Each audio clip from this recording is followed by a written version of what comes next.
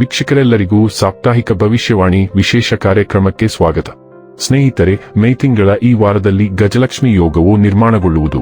ಈ ವಾರ ಶುಕ್ರ ಮತ್ತು ಗುರು ಗ್ರಹಗಳ ಸಂಯೋಗವು ಮಿತ್ರ ರಾಶಿಯಲ್ಲಿ ಸಂಭವಿಸಲಿದೆ. ಇದರಿಂದ ಗಜಲಕ್ಷ್ಮಿ ಯೋಗದ ಸೃಷ್ಟಿಯಾಗುವುದು. ಈ ಗಜಲಕ್ಷ್ಮಿ ಯೋಗವು ಈ ವಾರ ಜನರಿಗೆ ಲಾಭಕ್ಕಾಗಿ ಉತ್ತಮ ಅವಕಾಶಗಳನ್ನು ನೀಡುವುದು. ಜ್ಯೋತಿಷ್ಯ ಶಾಸ್ತ್ರದಲ್ಲಿ ಗಜಲಕ್ಷ್ಮಿ ಯೋಗವನ್ನು ಬಹಳ ಶಕ್ತಿಶಾಲಿ ಮತ್ತು ಪ್ರಭಾವಶಾಲಿ ಯೋಗ ಎಂದು ಕರೆಯಲಾಗುತ್ತದೆ. ಇದು ವ್ಯಕ್ತಿಗೆ ಯಶಸ್ಸು ಮತ್ತು ಪ್ರಗತಿಯನ್ನು ನೀಡುವುದು. ಈ ವಾರ ಈ ಗಜಲಕ್ಷ್ಮಿ ಯೋಗದ ಪ್ರಭಾವದಿಂದಾಗಿ ಜನರಿಗೆ ಸಾಕಷ್ಟು ಶುಭ ಅವಕಾಶಗಳು ದೊರಕುವುದು. ಜೊತೆಗೆ ನೀವು ಸುಲಭವಾಗಿ ಯಶಸ್ಸನ್ನು ಗಳಿಸುವಿರಿ. ಜ್ಯೋತಿಷ್ಯ ಶಾಸ್ತ್ರದ ಪ್ರಕಾರ ಈ ವಾರ ಜನರು ವೃತ್ತಿ ಜೀವನ, ಕುಟುಂಬ ಜೀವನಕ್ಕೆ ಸಂಬಂಧಿಸಿದಂತೆ ಸಾಕಷ್ಟು ಸಂತುಷ್ಟರಾಗಿರುವರು. ಮೇ 18 ರಿಂದ ಮೇ 24ರವರೆಗಿನ ಮೇಷರಾಶಿಯವರ ಭವಿಷ್ಯವನ್ನು ತಿಳಿದುಕೊಳ್ಳೋಣ. ಈ ವಾರ ಮೇಷರಾಶಿಯವರ ಫಲಾಫಲಗಳೇನು, ಗ್ರಹಗತಿಗಳು ಹೇಗಿರಲಿವೆ, ಕೌಟುಂಬಿಕ, ಸಾಮಾಜಿಕ ಜೀವನ ಹಾಗೂ ವ್ಯಾಪಾರ ವಹಿವಾಟು ಹೇಗೆ ನಡೆಯಲಿದೆ, ಅಲ್ಲದೆ ಯಾವೆಲ್ಲ ಸಮಸ್ಯೆಗಳು ನಿಮ್ಮನ್ನು ಈ ಸಾಪ್ತಾಹಿಕದಲ್ಲಿ ಕಾಡಲಿವೆ, ಅವುಗಳಿಗೆ ಪರಿಹಾರಗಳೇನು ಎಂಬುದನ್ನು ತಿಳಿಯಲು ಈ ವಿಡಿಯೋವನ್ನು ಸಂಪೂರ್ಣವಾಗಿ ವೀಕ್ಷಿಸಿ. ನೀವಿನ್ನೂ ನಮ್ಮ ಚಾನೆಲ್ ಸಬ್ಸ್ಕ್ರೈಬ್ ಮಾಡದೇ ಇದ್ದರೆ ಕೂಡಲೇ ನಮ್ಮ ಚಾನೆಲ್ ಸಬ್ಸ್ಕ್ರೈಬ್ ಮಾಡಿ. ಹೆಚ್ಚಿನ ವಿಡಿಯೋ ಅಪ್ಡೇಟ್ಗಾಗಿ ಪಕ್ಕದ ಬೆಲ್ ಐಕಾನ್ ಬಟನ್ ಕ್ಲಿಕ್ ಮಾಡಿ. ವಂಶ ಪಾರಂಪರ್ಯ ಜ್ಯೋತಿಷ್ಯರು ನಂಬರ್ 1 ವಶೀಕರಣ ಸ್ಪೆಷಲಿಸ್ಟ್. ವೃತ್ತಿ, ಉದ್ಯೋಗ, ಮದುವೆ, ಹಣಕಾಸಿನ ಸಮಸ್ಯೆ, ವ್ಯಾಪಾರ, ಆರೋಗ್ಯ ಸಮಸ್ಯೆಗಳಿಗೆ ಫೋನಿನ ಮೂಲಕ ಪರಿಹಾರ. ಇಂದೇ ಕರೆ ಮಾಡಿ. ಸ್ನೇಹಿತರೆ, ಮೇಷರಾಶಿಗೆ ಸೇರಿದ ಜನರಿಗೆ ಈ ವಾರವು ಕೆಲಸದ ಸ್ಥಳದಲ್ಲಿ ಪ್ರಗತಿಗಾಗಿ ಉತ್ತಮ ಅವಕಾಶಗಳನ್ನು ನೀಡಲಿದೆ. ಈ ಅವಧಿಯಲ್ಲಿ ನಿಮ್ಮ ಗೌರವ, ಖ್ಯಾತಿ ಸಾಕಷ್ಟು ವೃದ್ಧಿಯಾಗುವುದು.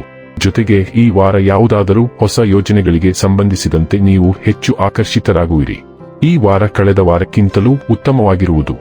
ಈ ವಾರ ನೀವು ನಿಮ್ಮ ಮನೆಯವರೊಂದಿಗೆ ಯಾವುದಾದರೂ ಧಾರ್ಮಿಕ ಕಾರ್ಯಕ್ರಮದಲ್ಲಿ ಭಾಗವಹಿಸುವ ಅವಕಾಶ ದೊರಕಲಿದೆ. ಆರ್ಥಿಕ ವಿಚಾರಗಳಿಗೆ ಸಂಬಂಧಿಸಿದಂತೆ ಈ ಅವಧಿಯಲ್ಲಿ ನೀವು ಬಹಳ ಎಚ್ಚರಿಕೆಯಿಂದ ಕೆಲಸಗಳನ್ನು ಮಾಡಬೇಕಾಗುತ್ತದೆ. ನಿಮಗೆ ಸುಲಭವಾಗಿ ಜಯ ದೊರಕುವುದು. 11ನೇ ಮನೆಯಲ್ಲಿ ರಾಹುವಿನ ಉಪಸ್ಥಿತಿಯಿಂದಾಗಿ ಕಳೆದ ವಾರಕ್ಕೆ ಹೋಲಿಸಿದರೆ ಈ ವಾರ ನಿಮ್ಮ ಆರೋಗ್ಯವು ಉತ್ತಮವಾಗಿರುತ್ತದೆ ಮತ್ತು ನಿಮ್ಮ ಆರೋಗ್ಯವು ಬಲಗೊಳ್ಳುವುದರಿಂದ ನೀವು ಸಾಕಷ್ಟು ಚೇತರಿಸಿಕೊಂಡಂತೆ ಅನುಭವಿಸುವಿರಿ. ಇದೇ ಕಾರಣದಿಂದಾಗಿ ಈ ವರ್ಷ ಹಳೆಯ ಕಾಯಿಲೆಗಳಿಂದ ಮುಕ್ತಿ ಪಡೆಯುವ ಯೋಗವು ನಿಮಗೆ ಕೂಡಿಬರುತ್ತದೆ. ಜೊತೆಗೆ ಈ ಸಮಯದಲ್ಲಿ ನಿಮ್ಮ ಜೀವನವು ಶಕ್ತಿಯಿಂದ ತುಂಬಿರುತ್ತದೆ. ಈ ವಾರ ನೀವು ಬೇಗನೆ ಹಣ ಗಳಿಸಲು ಯಾವುದಾದರೂ ಶಾರ್ಟ್ಕಟ್ ಮಾರ್ಗವನ್ನು ಅನುಸರಿಸಬಹುದು. ಇದರಿಂದ ನೀವು ಇಷ್ಟವಿಲ್ಲದಿದ್ದರೂ ಕಾನೂನು ಬಾಹಿರ ತೊಂದರೆಗಳಲ್ಲಿ ಸಿಲುಕಿಕೊಳ್ಳುವಿರಿ. ಇದರ ಪರಿಣಾಮವಾಗಿ ನಿಮ್ಮ ಇಮೇಜ್ಗೆ ಹಾನಿಯಾಗುವುದರ ಜೊತೆಗೆ ನೀವು ಹೆಚ್ಚುವರಿ ಹಣದ ನಷ್ಟವನ್ನು ಅನುಭವಿಸುವ ಯೋಗವಿದೆ.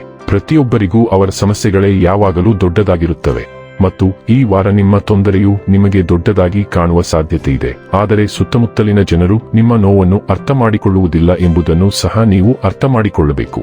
ಇಂತಹ ಪರಿಸ್ಥಿತಿಯಲ್ಲಿ ಅವರಿಂದ ಹೆಚ್ಚಿನ ನಿರೀಕ್ಷೆ ಇಟ್ಟುಕೊಳ್ಳುವುದು ನಿಮಗೆ ನೋವು ಉಂಟು ಮಾಡಬಹುದು. ಆದ್ದರಿಂದ ಈ ವಾರ ಇತರರಿಂದ ಹೆಚ್ಚಿನದನ್ನು ನಿರೀಕ್ಷಿಸುವುದನ್ನು ತಪ್ಪಿಸಿ. ಶನಿ 12ನೇ ಮನೆಯಲ್ಲಿ ಇರುವುದರಿಂದ ಈ ವಾರ ಕೆಲಸದ ಸ್ಥಳದಲ್ಲಿ ಹಿರಿಯ ಅಧಿಕಾರಿಗಳು ಮತ್ತು ನಿಮ್ಮ ಬಾಸ್ ಕೋಪದ ಮೂಡ್ನಲ್ಲಿರುತ್ತಾರೆ. ಇದರಿಂದಾಗಿ ಅವರು ನಿಮ್ಮ ಪ್ರತಿಯೊಂದು ಕೆಲಸದಲ್ಲೂ ಲೋಪದೋಷಗಳನ್ನು ಹುಡುಕುತ್ತಿರುತ್ತಾರೆ. ಇದರಿಂದ ನಿಮ್ಮ ಮನೋಬಲವೂ ಕುಸಿಯಬಹುದು. ಜೊತೆಗೆ ಸಹೋದ್ಯೋಗಿಗಳ ನಡುವೆ ನೀವು ಅವಮಾನ ಅನುಭವಿಸುವ ಸಾಧ್ಯತೆಯೂ ಇದೆ. ಕೆಲವೊಮ್ಮೆ ನಾವು ಸೋಲುತ್ತೇವೆ ಮತ್ತು ಕೆಲವೊಮ್ಮೆ ಗೆಲ್ಲುತ್ತೇವೆ ಎಂಬ ಮಾತು ನಿಮಗೆ ಚೆನ್ನಾಗಿ ತಿಳಿದಿದೆ. ಆದರೆ ಶಿಕ್ಷಣದಲ್ಲಿ ನೀವು ಸೋಲನ್ನು ಅನುಭವಿಸಿದಾಗಲೆಲ್ಲ ಈ ವಿಷಯವನ್ನು ಸಂಪೂರ್ಣವಾಗಿ ಮರೆತು ನಿಮ್ಮನ್ನು ನೀವೇ ಹೀಯಾಳಿಸಿಕೊಳ್ಳುತ್ತೀರಿ. ಈ ವಾರವು ನಿಮ್ಮೊಂದಿಗೆ ಹೀಗಾಗುವ ಸಾಧ್ಯತೆ ಹೆಚ್ಚಿದೆ. ಈ ವಾರ ಸಂಚಾರಗಳಿಂದ ತುಂಬಿರುವುದರಿಂದ ಪ್ರತಿಯೊಂದು ರಾಶಿಚಕ್ರದವರಿಗೂ, ವಿಶೇಷವಾಗಿ ಮೇಷ, ಸೂರ್ಯ, ಚಂದ್ರ ಮತ್ತು ಉದಯ ರಾಶಿಯವರಿಗೆ ಬಹಳಷ್ಟು ಚಲನೆಗಳು ನಡೆಯಲಿವೆ. ಈ ವಾರ ಅನಿರೀಕ್ಷಿತ ಚಲನೆಗಳನ್ನು ತರುತ್ತದೆ. ಆದ್ದರಿಂದ ಈ ತಿಂಗಳ ಅತ್ಯಂತ ಜನನಿಬಿಡ ವಾರಕ್ಕೆ ನಿಮ್ಮ ಬೆಲ್ಟ್ ಅನ್ನು ಕಟ್ಟಿಕೊಳ್ಳಿ. ಮಂಗಳ ಗ್ರಹವು 2ನೇ ಮನೆಗೆ ಪ್ರವೇಶಿಸುತ್ತದೆ. ಆದ್ದರಿಂದ ಕೆಲವು ವೆಚ್ಚಗಳು ಬರಲಿವೆ. ಆದ್ದರಿಂದ ಇಡೀ ವಾರಕ್ಕೆ ನಿಮ್ಮ ಬಳಿ ಸಾಕಷ್ಟು ಹಣವಿದೆ ಎಂದು ಖಚಿತಪಡಿಸಿಕೊಳ್ಳಿ. ಮನೆ, ಬಜೆಟ್ ಮತ್ತು ಕೌಶಲ್ಯವರ್ಧನೆಗೆ ಸಂಬಂಧಿಸಿದ ಜವಾಬ್ದಾರಿಗಳನ್ನು ಸಹ ನೀವು ವಹಿಸಿಕೊಳ್ಳುತ್ತೀರಿ.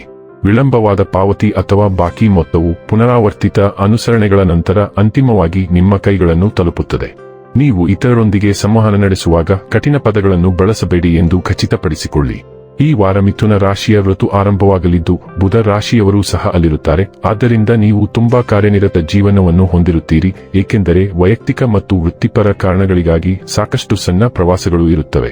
ಬಹಳಷ್ಟು ಸಂದೇಶಗಳು, ಫೋನ್ ಕರೆಗಳು, ಸಾಮಾಜಿಕ ಮಾಧ್ಯಮದಲ್ಲಿನ ಚಟುವಟಿಕೆಗಳು ಮತ್ತು ನಿರಂತರ ನವೀಕರಣಗಳು ಇರುತ್ತವೆ. ನಿಮ್ಮ ಒಡಹುಟ್ಟಿದವರ ಬಗ್ಗೆ ನೀವು ಪ್ರಮುಖ ಸಂಭಾಷಣೆಗಳನ್ನು ಹೊಂದಿರುತ್ತೀರಿ ಮತ್ತು ಅವರು ತಮ್ಮ ದಿನನಿತ್ಯದ ಕಾರ್ಯಗಳ ಬಗ್ಗೆಯೂ ನಿಮಗೆ ತಿಳಿಸುತ್ತಾರೆ. ಬರೆಯಲು, ಕಲಿಯಲು, ನಿಮ್ಮ ಲೇಖನಗಳನ್ನು ಪ್ರಕಟಿಸಲು ಸಾಕಷ್ಟು ಅವಕಾಶವಿರುತ್ತದೆ ಮತ್ತು ಅವರಿಗೆ ಅಪಾರ ಸ್ವೀಕಾರ ಸಿಗುತ್ತದೆ. ಆದ್ದರಿಂದ ಉತ್ತಮ ಕಾರ್ಯಸಾಧ್ಯವಾದ ಯೋಜನೆಯನ್ನು ಮಾಡಿ.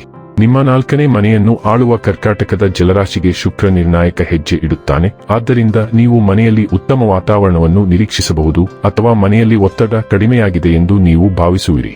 ಕುಟುಂಬ ಸದಸ್ಯರ ನಡುವೆ ಹೆಚ್ಚಿನ ಸಂವಹನ ಇರುತ್ತದೆ ಮತ್ತು ನಿಮ್ಮ ಅತಿಥಿಗಳಿಂದ ಕೆಲವು ಆಹ್ಲಾದಕರ ಆಶ್ಚರ್ಯಗಳು ಉಂಟಾಗುತ್ತವೆ.